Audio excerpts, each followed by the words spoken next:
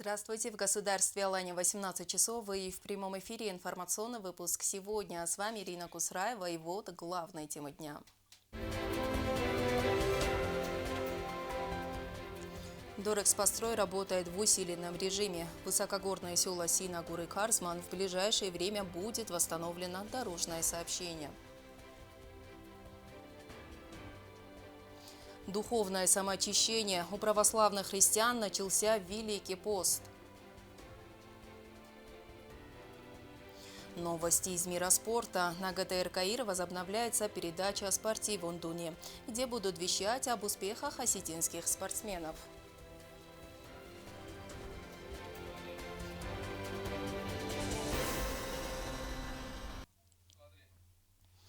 Обильные осадки нарушили транспортное сообщение в высокогорные населенные пункты Дзауского района. Уже несколько дней дорожные службы задействованы в расчистке дорог от снега. После налаживания дорожного сообщения специалисты приступят и к восстановлению линии электропередач в селах Синагур и Карзман. Подробности в нашем материале. Высокогорное село Синагур Дзауского района Южной Осетии отрезано от внешнего мира. Сильный снегопад нарушил дорожное сообщение. Сотрудники ГУП «Дорэкспострой» расчищают дорогу уже несколько дней. Как сообщили в ведомстве, к сегодняшнему вечеру рабочие смогут пробить дорогу в Синагур, а уже завтра дорожное сообщение наладят и с населенным пунктом Карзман. Синагур'ja проблема один ибунайна хофтом дикка бунта митр варади маджа кусказан бойдат фастамов тасфаим бойда валия кумай кусказан бойдат зайта дар жаршиди гетцел зайта ирен нам спецтехникаи орвестомца манам цамежертун ирен ма уже қаума фахатча канам ма фатча куттам ма шофар шизар ма жфандог полностью боканжин стейта корзмо ма фатканжстам умдар шофарше сумма то корзмо ма фатканжстам маджа вджини фандог.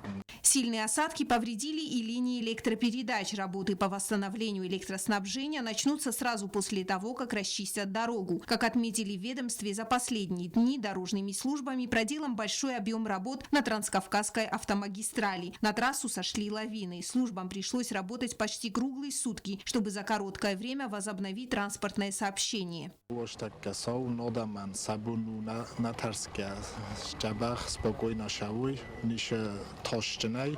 Десундар изар шедстам шолдар зар шеди азнундар сразу цохофтам дарабундар шеди вирозмадар шеди сразу цохофм бойдам шамиодаман сахотта дар маво сарастаг мусафуима фандогдар мусахкана.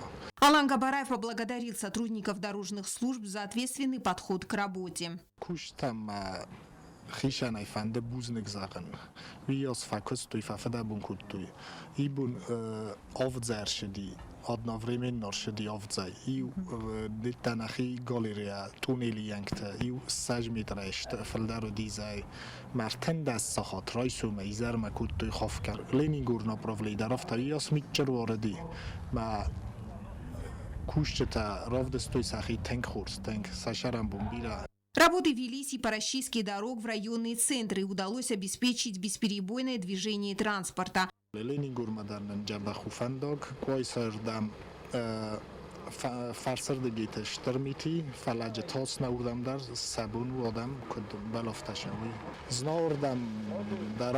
Работы велись и по расчистке дорог в районные центры. Удалось обеспечить бесперебойное движение транспорта. Однако на сегодняшний день еще несколько населенных пунктов в Знаурском районе остаются отрезанными от центра села Нагутни и Сюга-Такав. Из-за отсутствия дорожно-транспортного сообщения спасателям МЧС пришлось пешком добираться до сел. Они оказали необходимую помощь проживающим там семьям.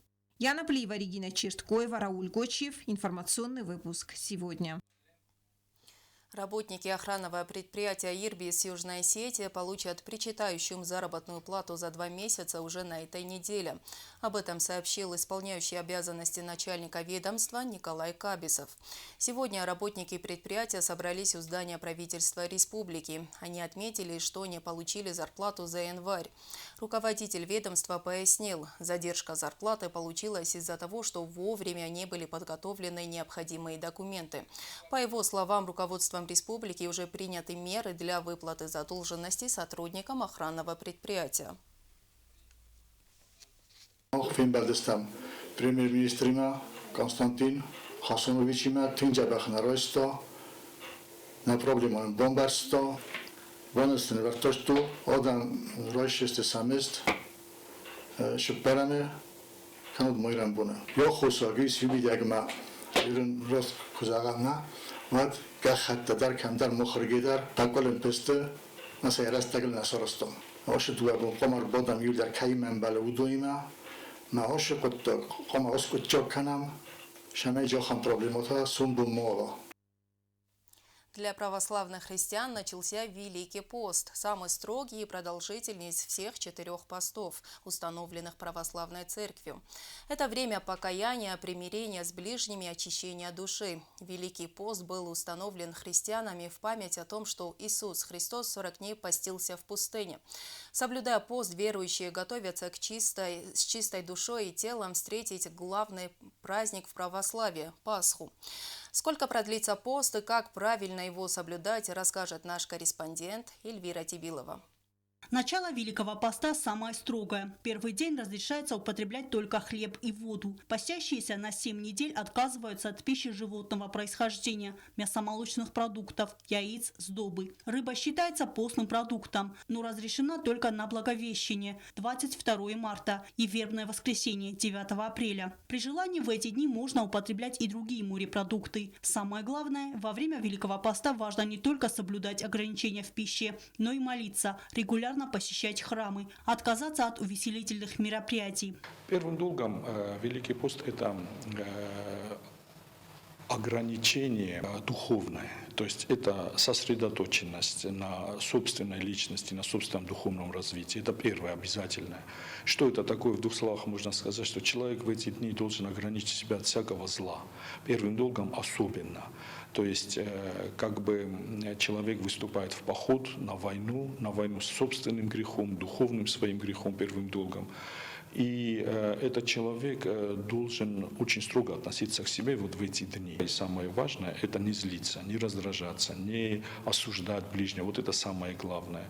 Да, если вы пост провели вот так, да, вот в этом духовной борьбе и победили в конце поста, то можно сказать, что пост удался и он принесет очень большую пользу. Без строгих ограничений разрешается соблюдать Великий пост людям с хроническими заболеваниями. Для тех, которые по той или иной причине, да, здоровья или же какие-то ограничения, или, например, человек служит в армии, служит в каких-то структурах, где иногда бывает такое положение, что вот только такая еда, она и есть, да, то, конечно же, человек не должен умереть с голоду, он может поесть, если другой еды нету, да. Но когда бывает возможность, вновь начать поститься, и в этом я большого греха тоже не вижу.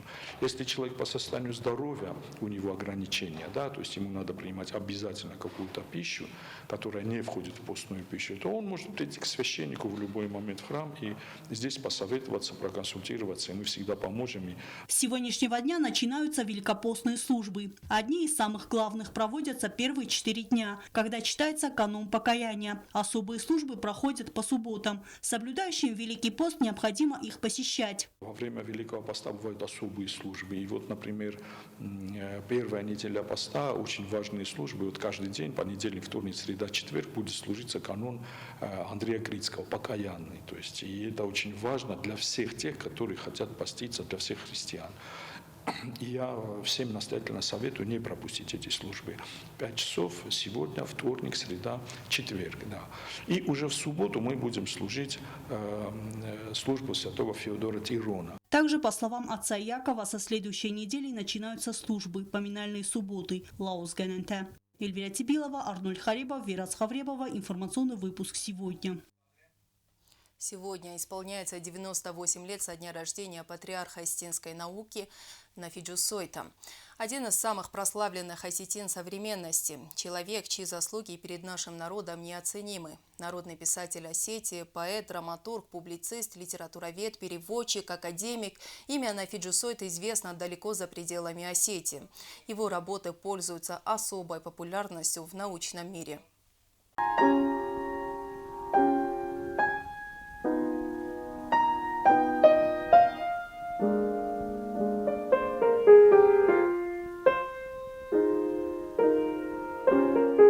Академик, поэт, публицист, лауреат многих литературных премий. Прошло 98 лет со дня рождения писателя Нафиджу Сойте. Он оставил глубокий след в современной литературе, а его имя навсегда вписано в славную плеяду величайших личностей Осетии. Нафи Григорьевич родился в Кударском ущелье Южной Осетии. Уже с детства проявлял интерес к творчеству и писательской деятельности. В 1941 году окончил среднюю школу с золотой медалью. Продолжить учебу в высшем учебном заведении ему помешала начавшаяся Великая Отечественная война. Он ушел на фронт добровольцем и до окончания войны служил в добровольческих отрядах. А после войны началась его активная общественная, научная и литературная деятельность. Работал инструктором Юго-Осетинского обкома партии, а также специальным корреспондентом газеты «Заря Востока». Параллельно учился на историческом факультете Северо-Осетинского государственного педагогического института, который окончил в 1949 году. После окончил аспирантуру при Ленинградском институте русской литературы,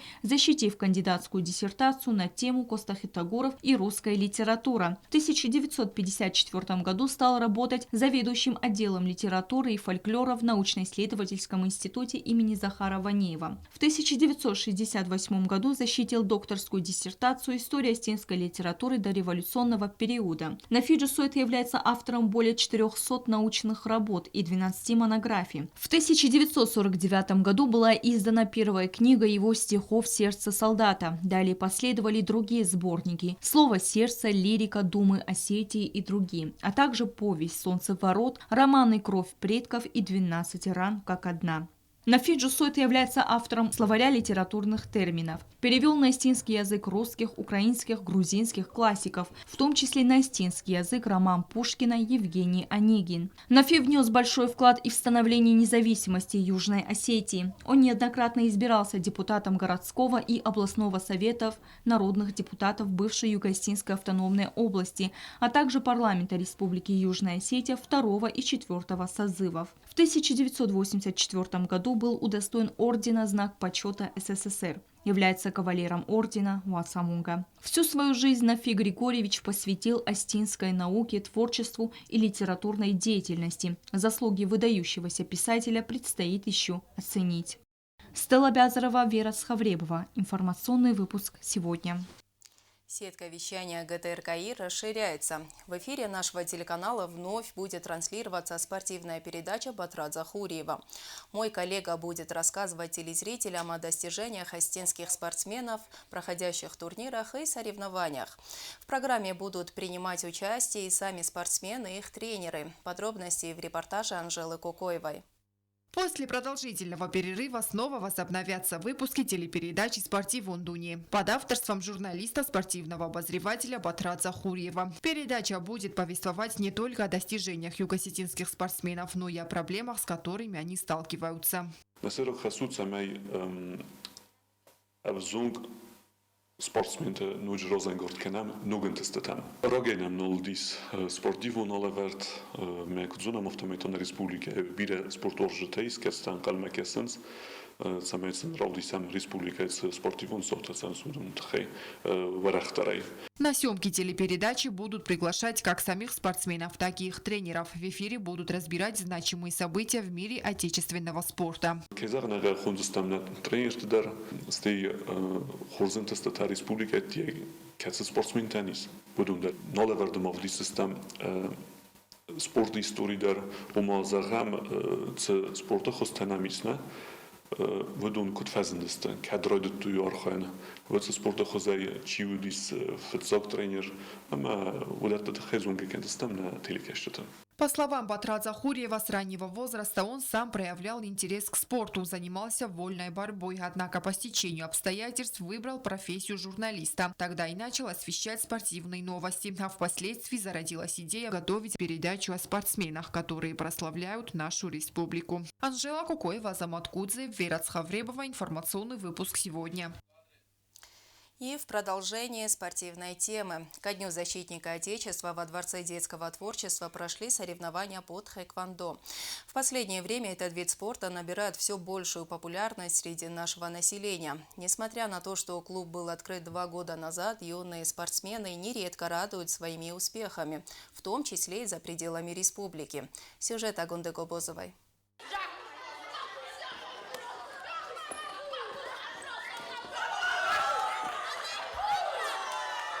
Участниками турнира стали воспитанники клуба боевых искусств «Рух Сумбун». За призы боролись 84 юных спортсмена. Несмотря на то, что они сравнительно недавно начали заниматься этим видом спорта, ребята уже показали хорошую подготовку. По словам тренера Валерия Гучмазова, по сравнению с первыми соревнованиями, сейчас его подопечные выступали намного лучше.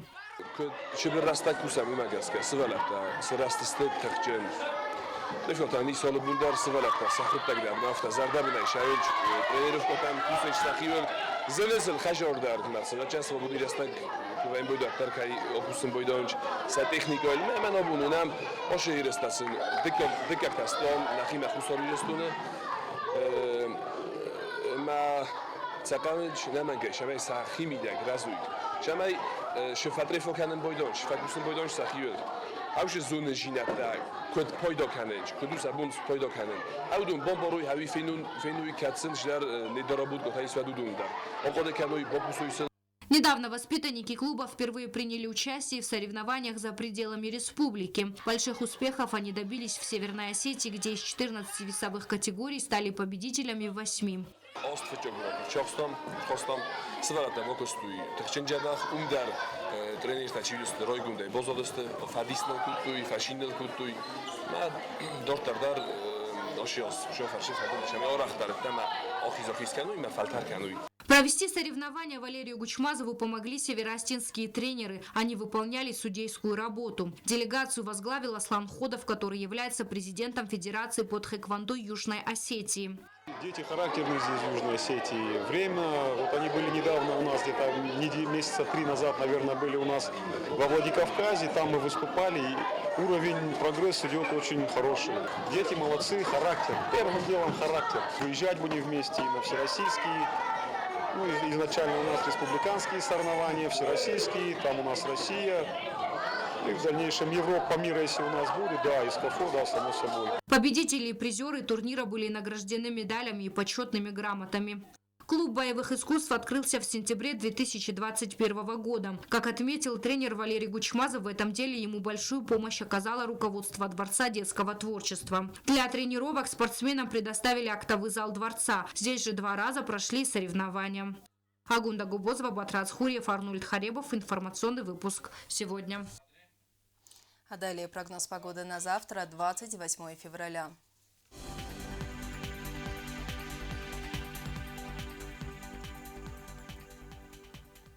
Завтра в республике будет облачно с прояснениями. В Знаурском районе днем плюс 13, ночью плюс 2. В Дзавском районе днем также плюс 13, ночью плюс 3. В городе Квайса днем 11 градусов тепла, ночью плюс 2.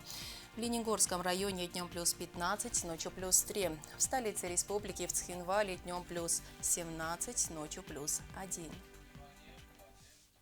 У меня на этом пока все. Я благодарю вас за внимание и до свидания.